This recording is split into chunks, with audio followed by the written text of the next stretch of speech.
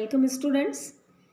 मैं विश्वप्रभा गुप्ता, सह आचार्य अर्थशास्त्र, राजकीय डूंगर महाविद्यालय बीकानेर, राजस्थान से BA part second economics paper second भारतीय अर्थव्यवस्था की क्लास में आज हम ले रहे हैं नया टॉपिक, भारत में योजनाओं के दौरान औद्योगिक विकास, industrial development during plans in India. जब 1947 में भारत को स्वतंत्रता प्राप्त हुई तो स्वतंत्रता प्राप्ति के साथ साथ देश का विभाजन भी हमें स्वीकार करना पड़ा, जिसके कारण औद्योगिकरण पर काफ़ी प्रतिकूल प्रभाव पड़ा। भारत सरकार ने अपनी राजनीतिक स्वतंत्रता के साथ साथ भारतीय जनता को आर्थिक स्वतंत्रता, संपन्नता और विविधतापूर्ण जीवन यापन का सुअवसर प्रदान करने के लिए ये महसूस किया कि औद्योगिकरण का विकास किया जाए, अर्थव्यवस्था में औद्योगिकरण की प्रक्रिया को प्रारंभ किया जाए और उसे तीव्र किया जाए। इस उद्देश्य से 1948 में स्वतंत्र भारत की प्रथम औद्योगिक नीति की घोषणा की गई। इस नीति के अंतर्गत मिश्रित अर्थव्यवस्था को आधार बनाकर औद्योगिकरण के लिए सरकार के सक्रिय योगदान की आवश्यकता जाहिर की गई। फिर इस नीति को सुचारू रूप से क्रियान्वित करने के लिए 1951 में एक औद्योगिक विकास एवं नियमन अधिनियम, industrial development and regulation act 1951 पारित किया गया। भारत में नियोजित विकास 1951 से प्रारंभ हुआ और 1951 से 1956 तक प्रथम पंचवर्षीय योजना को लागू किया गया। यह योजना एक कृषि प्रधान योजना थी और इसमें कृषि विकास को सर्वोच्च प्राथमिकता दी गई थी। भारत के नियोजित विकास का यह पहला प्रभावी प्रयास था, किंतु इस योजना में औद्योगिक विकास को यथोचित स्थान नहीं मिला था। औद्योगिक नीति में औद्योगिक विकास का सुदृढ़ आधार तैयार करने के लिए लोहा, इस्पात, सीमेंट, खाद, रसायन व बिजली का सामान, मशीन, औजार एवं एल्यूमिनियम जैसे आधारभूत और बुनियादी उद्योगों की स्थापना की ओर अधिक ध्यान देने का उद्देश्य निहित था।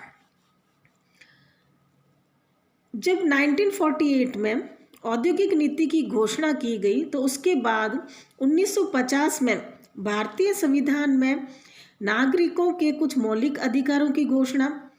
पहली योजना में सार्वजनिक क्षेत्र के उद्योगों की आश्चर्यजनक प्रगति को देखकर 1954 में संसद द्वारा समाजवादी समाज की स्थापना का प्रस्ताव पारित किया गया तथा द्वितीय योजना में उद्योगों को और उनके विकास को सर्वोच्च प्राथमिकता दी गई और इस कारण एक अधिक स्पष्ट, सुनिश्चित और प्रगतिशील औद्योगिक नीति की आवश्यकता महसूस की गई और 30 अप्रैल 1956 को प्रधानमंत्री नेहरू ने संसद में नई औद्योगिक नीति की घोषणा की।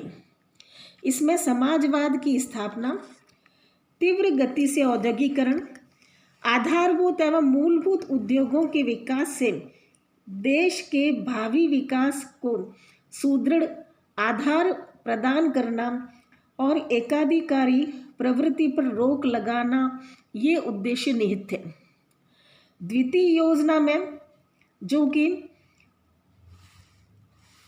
औद्योगिकरण के उद्देश्य से परिपूर्ण थी, उद्योगों का बहुत विकास हुआ। तीसरी योजना में भी औद्योगिक विकास को सर्वोच्च प्राथमिकता दी गई।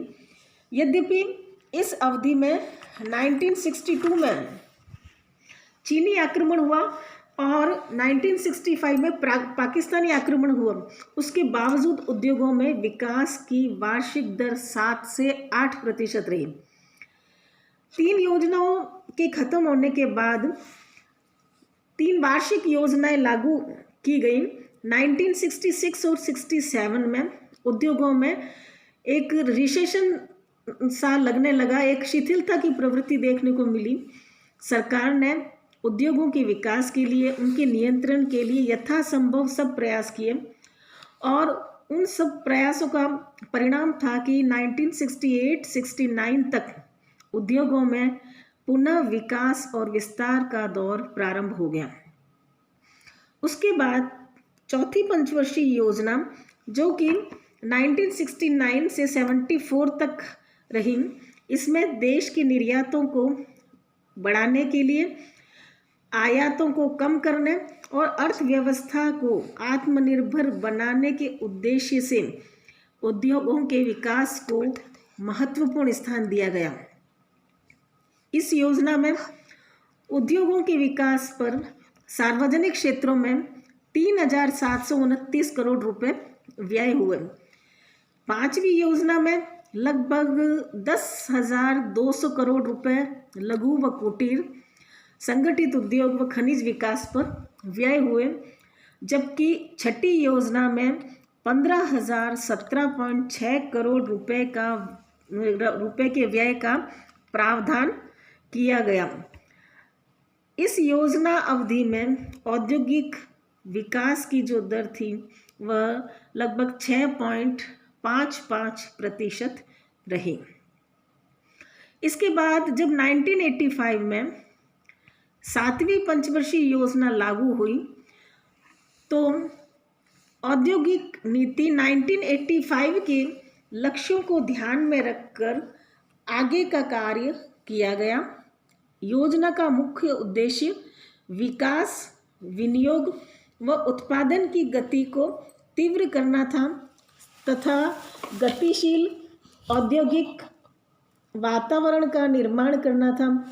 इस योजना में उद्योगों के विकास पर 29,220.4 करोड़ रुपए व्यय किए गए तथा औद्योगिक विकास दर 8.5% रही। इसके बाद 1992 में 8वीं पंचवर्षीय योजना का शुभारंभ हुआ और इसमें औद्योगिक उपक्रमों के आकार में वृद्धि करने के लिए, उद्योगों की प्रतियोगितात्मक शक्ति बढ़ाने के लिए पर्याप्त बल दिया गया। इस योजना में औद्योगिक विकास पर कुल 50,156 करोड़ रुपए व्यय किए गए तथा योजना अवधि में औद्योगिक विकास दर भी 8.1% के लगभग रही।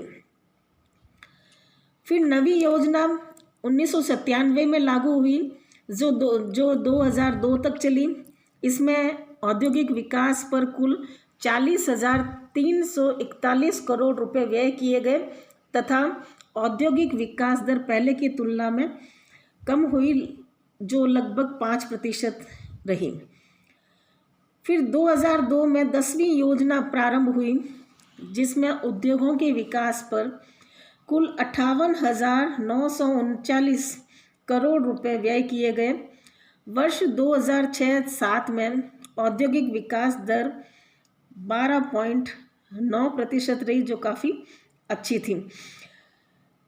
11वीं योजना फिर 2007 में लागू हुई और यह 2012 तक चली, जिसमें उद्योगों के विकास पर कुल 1,85,653 करोड़ रुपए के व्यय का अनुमान लगाया गया, जबकि प्रावधान इसमें 1,53,600 करोड़ रुपए के व्यय का था। और इसके बाद 12वीं योजना जो 2012 से 2017 तक चली, में उद्योगों के विकास हेतु 1,79,943 करोड़ रुपए के व्यय का प्रावधान किया गया। तो इस तरह से विभिन्न पंचवर्षीय योजनाओं में हमने देखा कि किस तरह से जो है उद्योगों के विकास को प्राथमिकता दी गई और उन पर जो है व्यय किया गया। अब औद्योगिक विकास के अंतर्गत हम निम्न तथ्यों को, कुछ और तथ्यों को भी शामिल कर सकते हैं। इनमें सबसे पहला हम लेते हैं औद्योगिक विकास सूचकांक, इंडस्ट्रियल डेवलपमेंट इंडेक्स। अब योजनाबद्ध विकास के पिछले लगभग 65 से 70 वर्षों में भारत का औद्योगिक विकास सूचकांक निरंतर बढ़ता गया है। 2004-05 के आधार पर जहां 1950-51 में यह केवल 7.9 था, वह बढ़कर 1990-91 में यह 91.6 हो गया। उसके बाद 2000 से 2001 में यह 162.6 हुआ।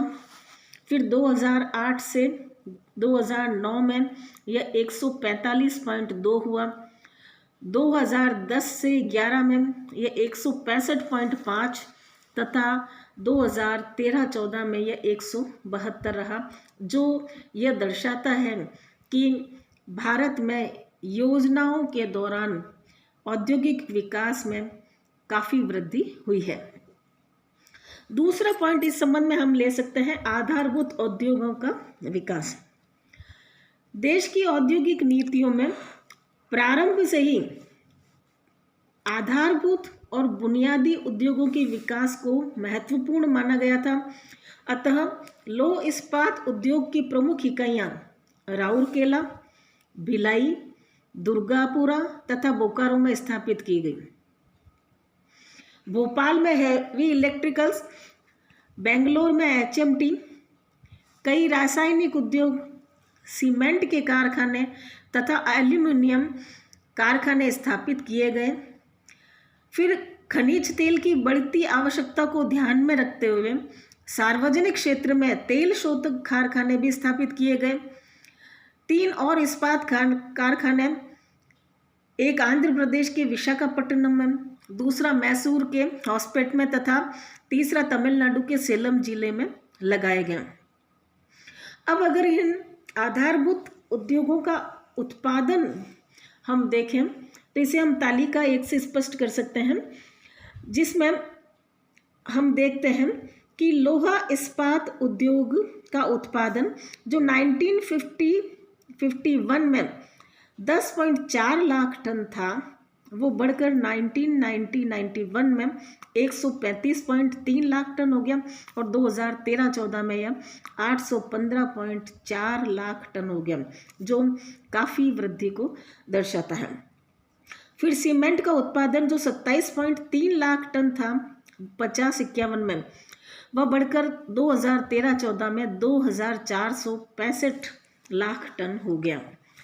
मशीन टूल्स का उत्पादन जो 1950-51 में 30 लाख रुपए का था, वह बढ़कर 2865 लाख रुपए का हो गया। एल्यूमिनियम जो 4000 टन का उत्पादन 1950-51 में था, वह बढ़कर 960,000 टन के लगभग हो गया। पेट्रोलियम पदार्थों का उत्पादन जो 2 लाख टन था, वो बढ़कर 2208 लाख टन के लगभग हो गया। नाइट्रोजन उर्वरक 9000 टन से बढ़कर 1991 में 6993 और बाद में 12,338,000 टन हो गया। विद्युत शक्ति क्षमता जो 23 किलोवाट थी 1950-51 में, वह बढ़कर 2957 किलोवाट हो गई और कोयले का उत्पादन भी 323 लाख टन से बढ़कर 13-14 में 6100 लाख टन हो गया। तो इस तरह से हम देखते हैं कि आधारभूत उद्योगों का विकास भी योजना के दौरान काफ़ी अच्छा रहा और साथ ही उनके द्वारा किए गए उत्पादन में भी काफ़ी वृद्धि रही, जो हमारे औद्योगिक विकास का एक बहुत ही अच्छा संकेत है। तो आज हम इतना ही रखते हैं। Thank you.